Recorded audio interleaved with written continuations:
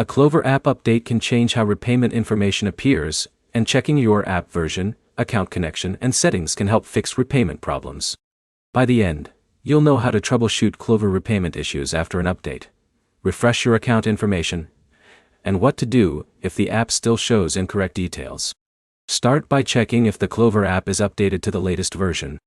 Open your phone's app store, search for Klover, and install any available update. App updates can change how features display and how information loads.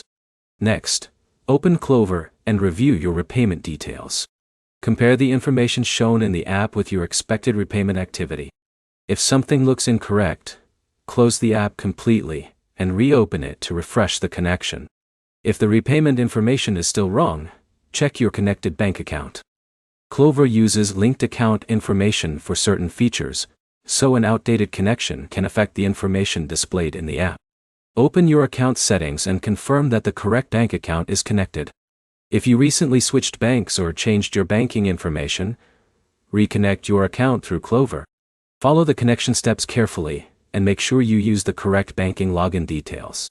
Another step is signing out of Klover and signing back in. This refreshes your account session and can reload information that did not update properly after the app change. If Klover is freezing, showing errors, or failing to load repayment information, restart your phone and try opening the app again. Temporary device issues can sometimes affect app performance after an update. Avoid deleting your Klover account or creating a new account as a quick fix. Keeping your existing account helps maintain your current information and account history.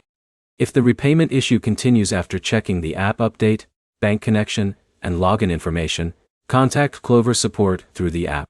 Explain what changed after the update, what repayment information appears, and the troubleshooting steps you already completed. The key points are simple: update Klover, verify your linked account, and refresh your login before contacting support. Your next step is to open Klover, check your repayment details, and confirm your connected account matches your current banking setup. If this guide helped you fix your Klover app issue, subscribe for more step-by-step app fixes and personal finance guides.